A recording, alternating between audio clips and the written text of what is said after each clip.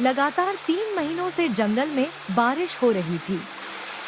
नदियां उफान पर थीं, पेड़ पौधे गिर चुके थे और जो फल पहले जीवन का सहारा थे वे सब पानी में गल सड़ गए थे। जंगल के हर कोने में भूख और निराशा छाई हुई थी। जानवर धीरे धीरे कमजोर हो रहे थे। इस संकट की घड़ी में 3 सबसे अच्छे दोस्त थे। गुड़िया गिलहरी नन्ही मगर तेज और समझदार, टिंकू तोता दूर तक उड़कर खबर लाने वाला, भोलू हाथी सबसे मजबूत मगर दिल से मासूम। गुड़िया गिलहरी अपने छोटे से बिल में बैठी थी। उसके पास खाने के लिए न तो सूखे दाने बचे थे और न ही फल। उसकी आंखों से आंसू बह निकले। हे भगवान, कब तक ये बरसात हमें भूखा रखेगी? मेरे बच्चे तो अब चुपचाप सोने लगे हैं। टिंकू तोता उड़कर पास आया और बोला, गुड़िया बहन, अब और इंतजार नहीं किया जा सकता। हमें कुछ करना ही होगा। अगर हम हाथ पर हाथ रखे बैठे रहे तो यह जंगल भूख से खत्म हो जाएगा। इसी बीच भारी कदमों की आहट हुई। वो था भोलू हाथी। उसका बड़ा सा पेट भूख से कराह रहा था। भोलू बोला, दोस्तों, भूख ने मुझे इतना कमजोर कर दिया है कि अब खड़ा रहना भी मुश्किल हो गया है। लेकिन हम हार नहीं सकते। अगर हम साथ हैं तो जरूर कोई उपाय निकलेगा। अगली सुबह बारिश थोड़ी देर को थमी। गुड़िया, टिंकू और भोलू तीनों ने तय किया कि वे मिलकर खाने की तलाश में निकलेंगे।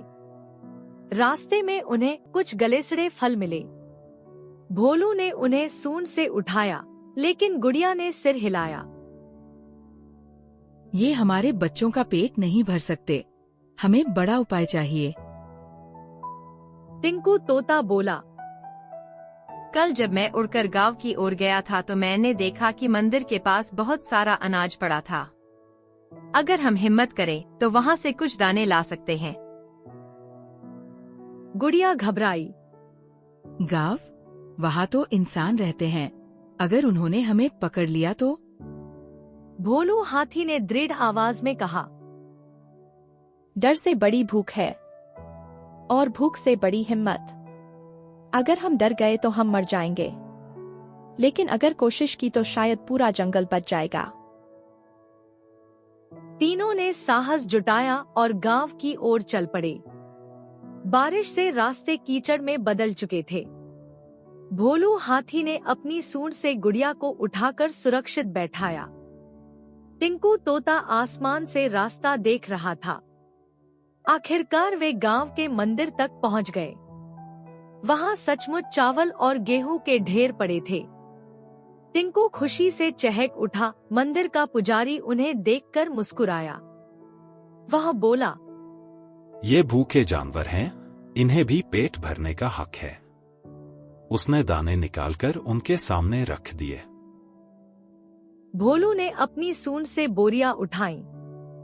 गुड़िया ने अनाज समेट कर रखा और टिंकू उड़कर आसमान से पहरा देने लगा।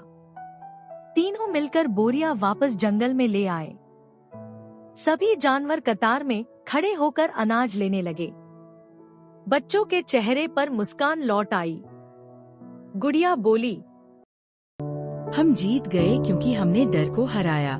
टिंकू बोला, संकट कितना भी बड़ा क्यों न हो, अगर दोस्त साथ हो तो रास्ता जरूर निकलता है।